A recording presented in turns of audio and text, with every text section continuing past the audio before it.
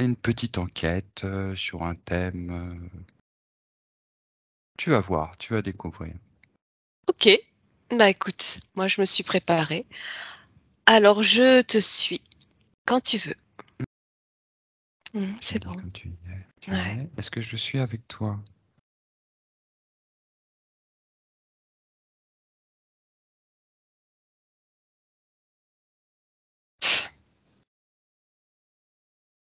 Ouais. Oui. Je te vois assis dans un grand fauteuil. Je sais pas si c'est parce que je t'ai vu assis tout à l'heure, mais c'est pas du tout la même forme en fait, fauteuil. Ça fait très futuriste. Le dossier est en forme d'amande qui se termine en pointe, très haut au-dessus de ta tête. Tu Bien. vois le truc? Oui, C'est drôle. c'est stylé. C'est stylé, ouais. D'accord, je suis avec toi. Très bien. Je te Mm. montre quelque chose.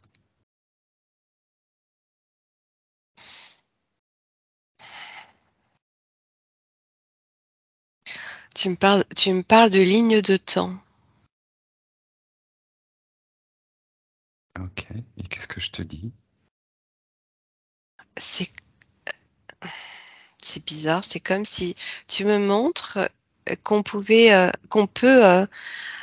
euh, les toucher et faire de la musique avec. Comme si ça fait penser, tu sais, ça me fait penser à Jean-Michel Jarre, en fait, ce que tu me montres. Quand il faisait des sons avec comment ça s'appelle? Des lasers? Des lasers. C'est comme si chaque ligne de temps était un laser et que, en passant les doigts dessus, ça composait des mélodies. C'est bon, voilà. On est à un certain niveau là. Mm.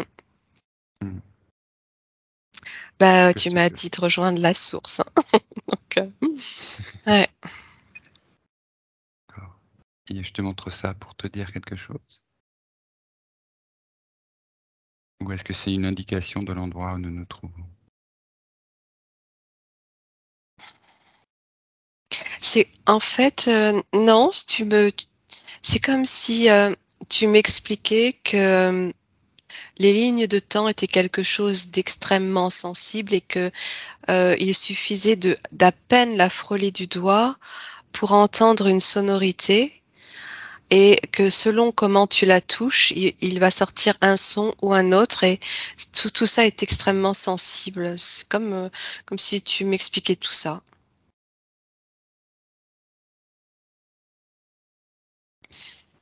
Donc tu veux dire que là où nous nous trouvons, je joue avec des lignes de temps desquelles je fais émettre des sons et je te dis, regarde, en faisant ça sur cette ligne de temps, on obtient tel son.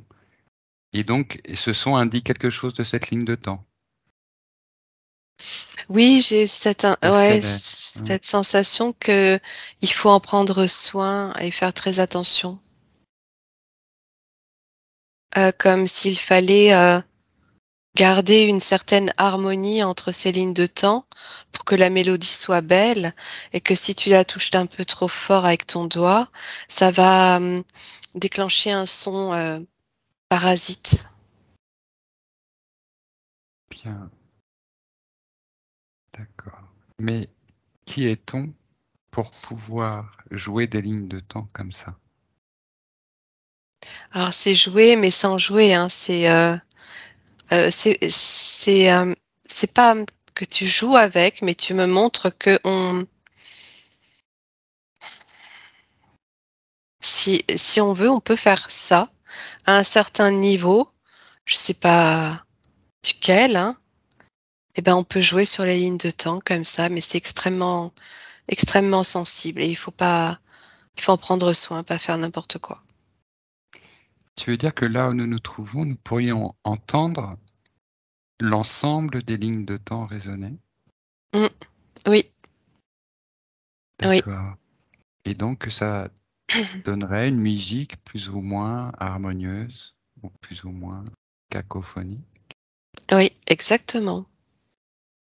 Et selon la musique qui en ressort, euh, soit ça hum, crée l'équilibre, soit ça crée le déséquilibre. À un autre niveau, donc. Un niveau qui comprend l'ensemble de ces lignes de temps, puisque... Oui. De quel niveau il s'agit? Là, je suis sur le niveau de tout l'univers, en fait, Hmm, de tout ce qui d'accord. existe, de, de tout ce qui existe.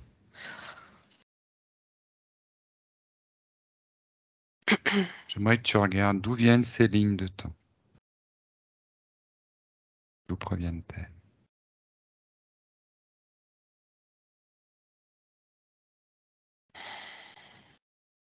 Euh, je sais pas, j'entends, elles sont la composition d'un grand musicien, d'un grand chef d'orchestre.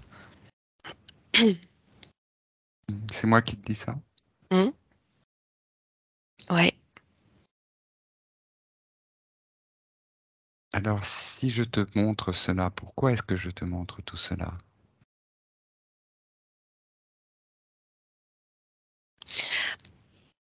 Je sais pas. Pour ça me montrait à quel point tout cela était extrêmement sensible. Hmm, Que finalement tout est.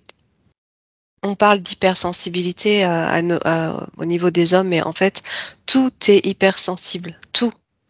Et il suffit d'un petit effleurement pour tout changer, tu vois. Et je sais pas, tu m'expliques ça. Comme, mhm, ouais, comme si tu me racontais une histoire. mhm. On est un peu dans dans un espace hors du temps. Ouais. Un endroit spécial où on peut observer de Mm. cette façon les lignes de temps. C'est comme si on s'était déplacé tout en haut j'allais dire de la pyramide, tout en haut de la création, si tu veux, et qu'à ce niveau-là, on pouvait observer que, que tout l'univers est formé à partir de lignes de temps. Ce qu'on appelle, nous, des lignes de temps. Donc, en fait, des possibilités, des probabilités, tu vois, d'existence. Mhm. Quelle définition je te donne, moi, de ces lignes de temps? Tu me montres l'eau et tu me dis, regarde, c'est comme un océan, comme une vague sur un océan. Et c'est pas vraiment la vague, c'est plutôt Onde. oui, j'allais dire la houle, tu sais, ce qui fait bouger l'océan, le niveau de l'océan. Tu vois, oui, ce mouvement ondulatoire. Et Mhm. alors,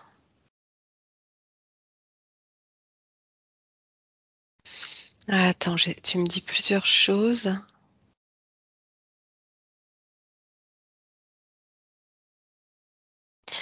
Alors, tu me dis que ces lignes, elles bouleversent l'univers, mais dans le sens bouleverser, c'est Mhm.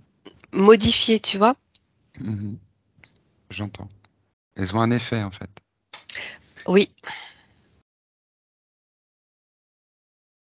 Alors, la définition, tu me demandais la définition. C'est vraiment lié à l'onde, au mouvement. Euh, je sais pas, j'entends plein de choses, enfin, plein de choses. Tu, tu me parles d'univers multiple, de multiplicité. euh,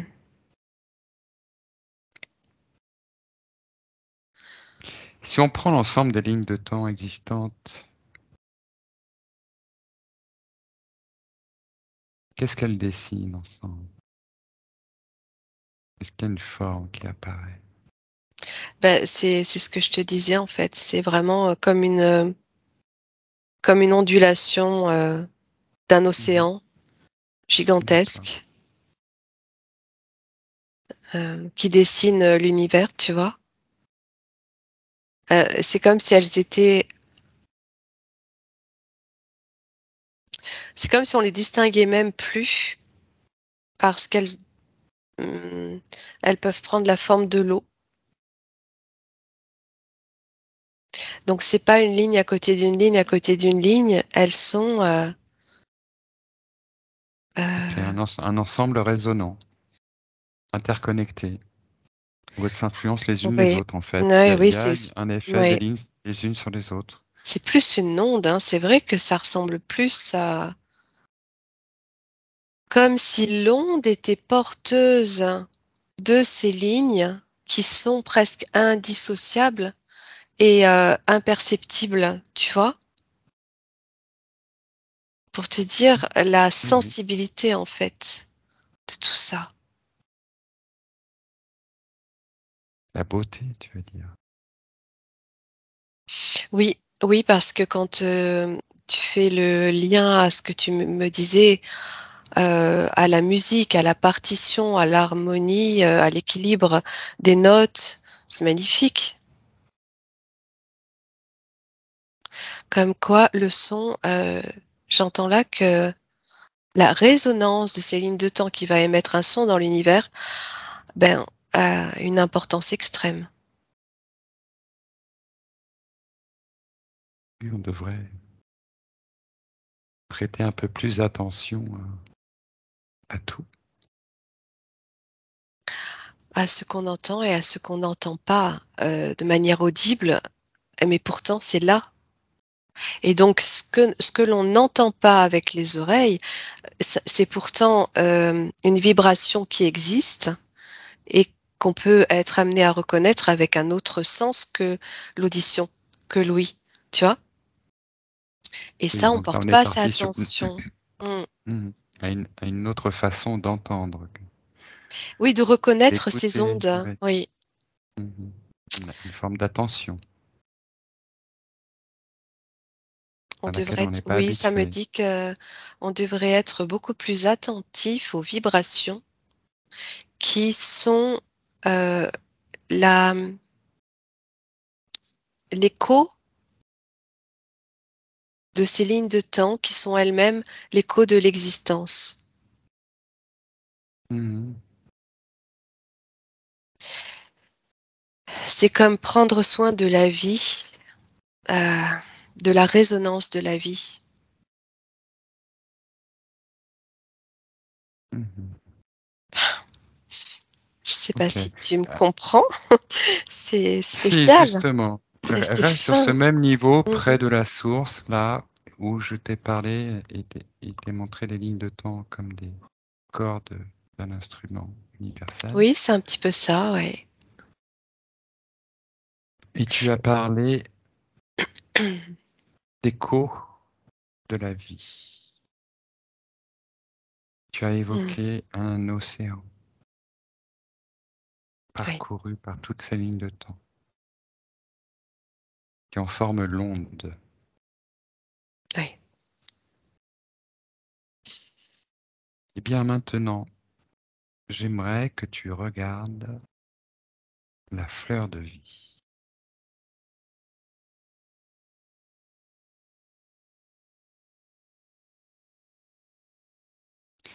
Et à mon 3, tu as toute information claire, pertinente, enrichissante concernant la fleur de vie.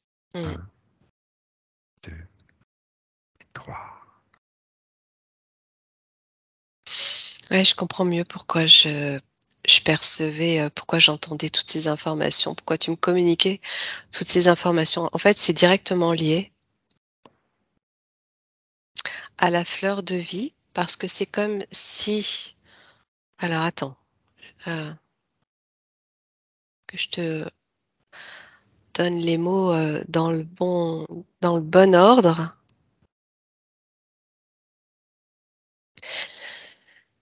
C'est comme si à un moment donné, au sein de cet océan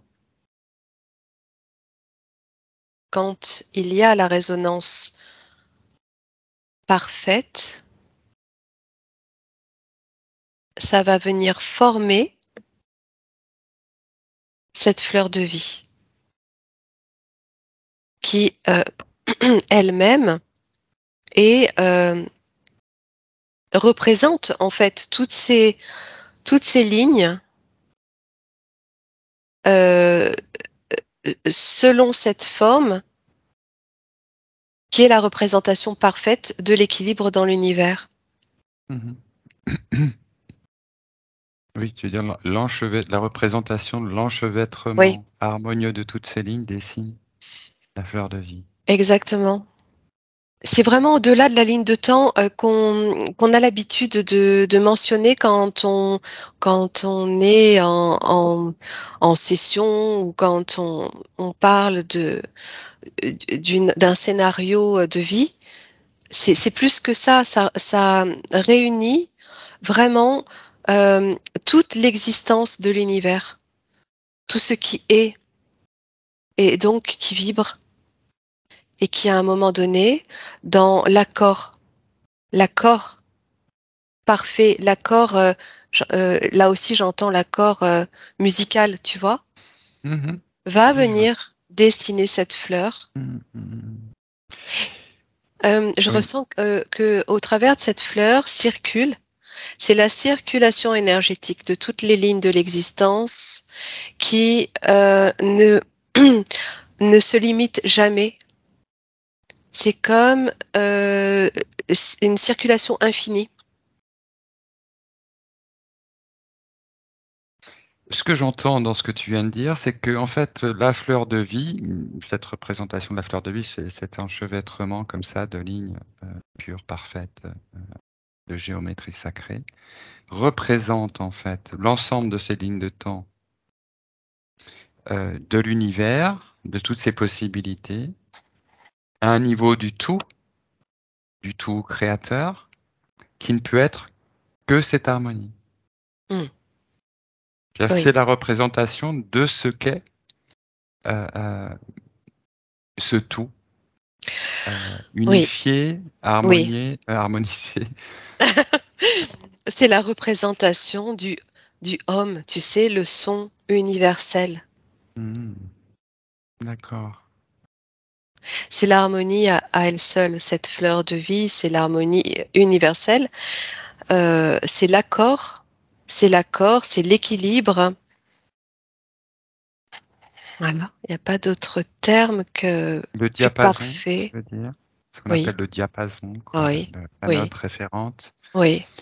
C'est la partie dans laquelle toute la mélodie commence et il ne peut pas commencer sans elle. C'est-à-dire que sans cette première note, cette note parfaite,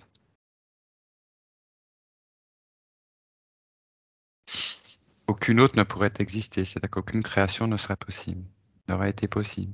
Mais en fait, c'est la multiplicité de toutes ces notes qui, dans leur accord, viennent former cette ultime note universelle. Qui est elle-même l'origine. Oui, On sent bien que tout ça est enchevêtré, il y a un nidibus du ça. oui. Et à nouveau, je vois cette circulation énergétique qui forme cette forme de torus qui part comme du centre de la fleur, qui vient aux extrémités, qui revient au centre et qui repart aux extrémités et ça ne s'arrête jamais. Oui, parce que nous, on a une représentation, comment dire, à deux dimensions de la fleur de vie. Là où tu la vois, comme tu la vois. Est-ce qu'elle est Oui. toujours comme ça dans ces deux dimensions? Représentée dans ces deux dimensions.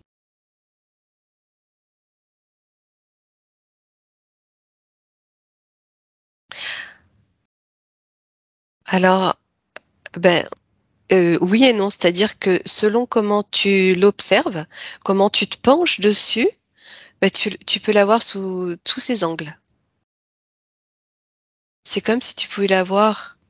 En une, je sais même pas si ça existe, en une dimension, en deux dimensions, en trois, en quatre, en cinq et en une multitude de dimensions.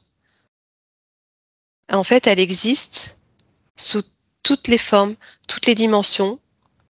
Euh, Selon où tu te places, elle va avoir une forme. Tu vas percevoir une partie de sa forme. Et d'un point de vue global, de toute façon, elle est en mouvement permanent, hein. Mais si je me place, alors attends, si je l'observe dans sa globalité, par exemple, on va dire en 3D. Oui, qu'est-ce que tu vois? Comment est-ce que tu la vois en 3D?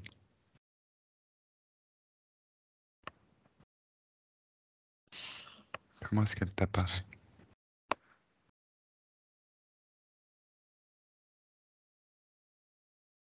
À mon 3, la fleur de la vie t'apparaît en 3 dimensions. 1, 2, 3.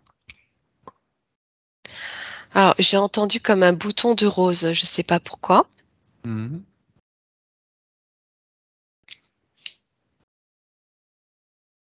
Ben, alors, je la vois pas du tout comme on la dessine, je la vois comme une rose. C'est comme si en 3 dimensions, elle prenait la forme d'une rose. Pourquoi la rose?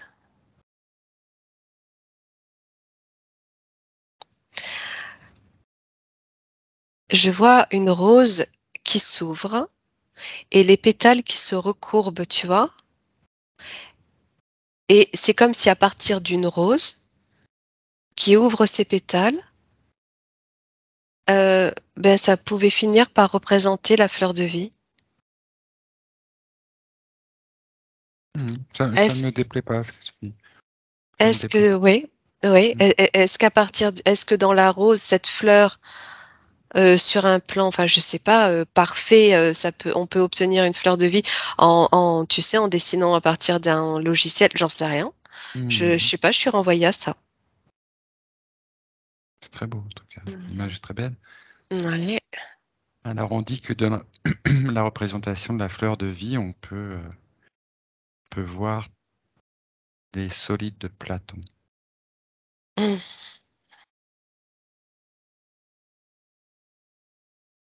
En fait, elle a vraiment plusieurs symboles, plusieurs symboliques, et elle a la forme qu'on veut bien lui donner aussi. C'est-à-dire que là, tu vois, je pensais pas être renvoyée à la rose, et pour autant, c'est comme si la rose contenait elle-même la fleur de vie en elle, ou la fleur de vie était inscrite dans la rose, oui, on va dire ça. Euh, alors, si je regarde les solides de Platon, donc la géométrie, les formes géométriques. Oui, on est dans la géométrie sacrée. Mais avec la fleur de vie, on est au cœur de la géométrie sacrée.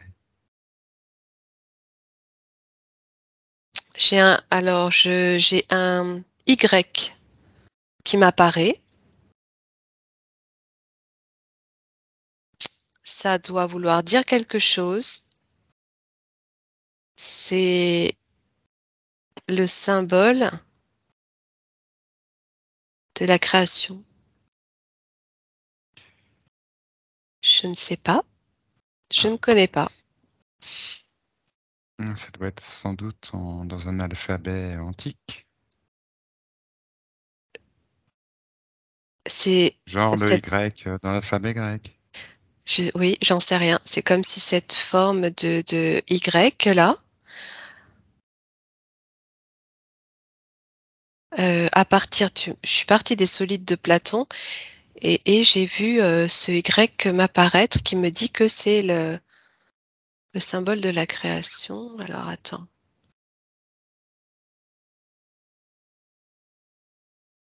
Je sais pas, peut-être que Platon, dans ses solides, dans ses formes géométriques, il a utilisé ce symbole, ou je sais pas.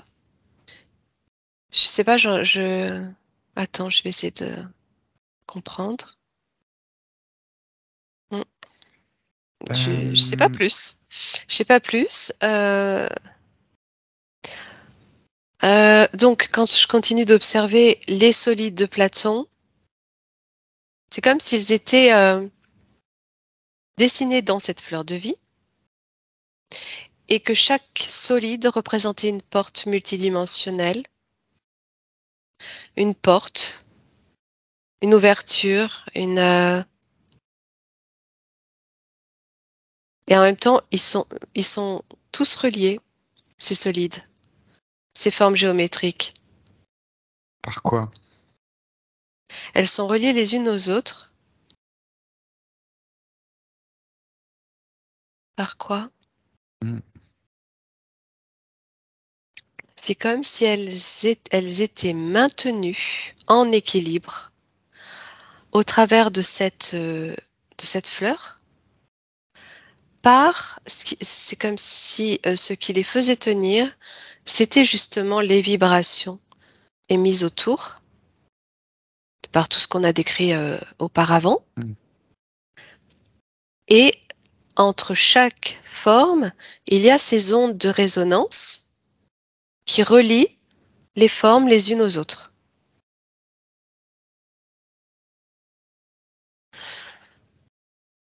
Pour l'instant, voilà, c'est l'information que j'ai. Mhm. Et c'est comme si chacune d'elles, alors quand j'ai entendu que c'était comme une porte. Ouais, qu'est-ce que ça veut dire exactement? Oui, prends toute l'information. Je sais pas combien il y en a. Je dirais, je sais pas, 7, ça te parle? C'est comme s'il y avait 7 mondes. 7 D'accord. mondes dans l'univers, 7 mondes primordiaux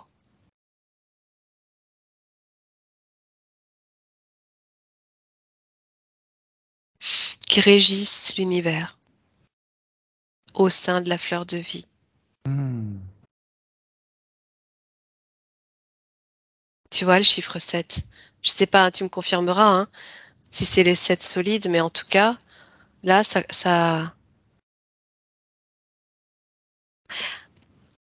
le chiffre 7, on le retrouve, il est important. Attends, il a une importance au sein de cette fleur-là, au sein de ce dessin de fleur de vie. C'est marrant, hein, mais tu vois, tout à l'heure, je te parlais du Y et je le voyais formé avec donc une tige et en haut, au sommet de la tige, deux autres, d'accord? Oui. Eh bien, le 7, tu le dessines avec le même nombre de tiges,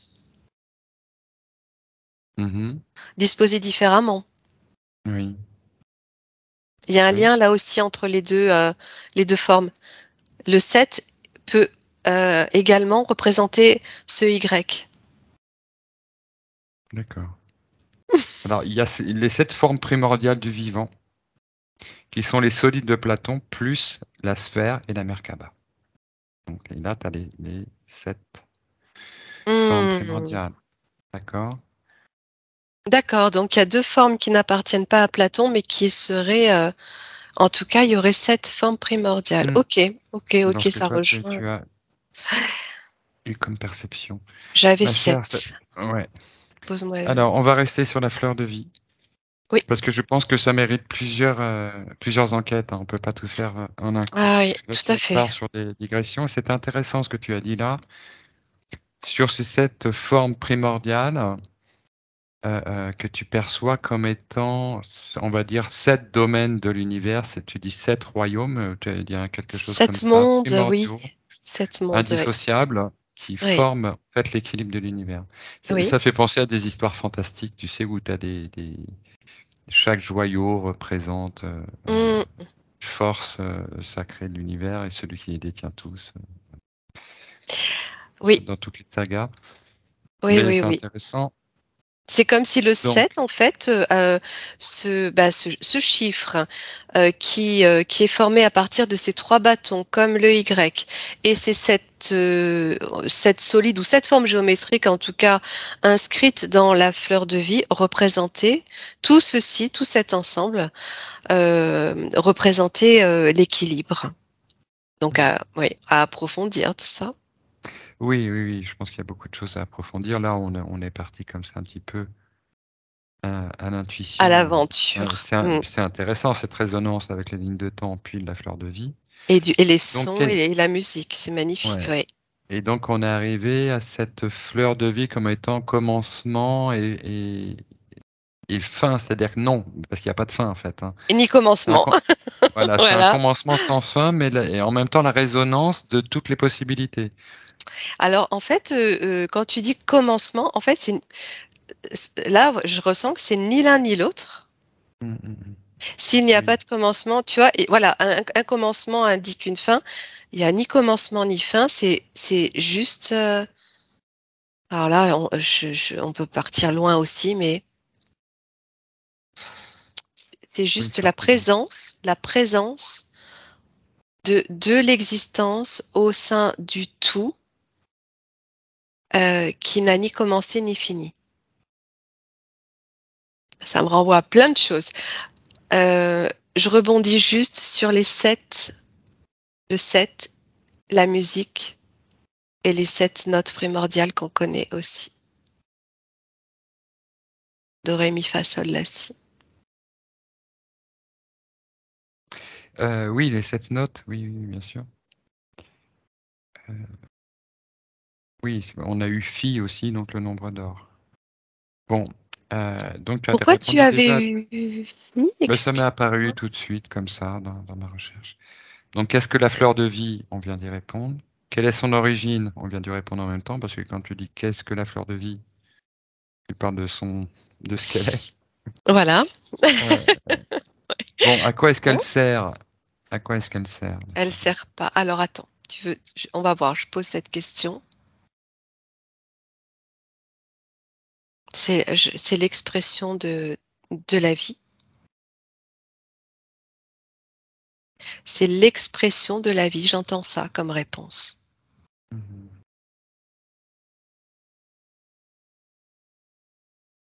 Voilà, maintenant on va descendre à un autre niveau. Parce que ma question, elle est alors effectivement, on a ces représentations, là, on était monté sur les hautes très, très hautes fréquences où elles résonnent en tant que, énergie, sacrée, Oui, et primordiale.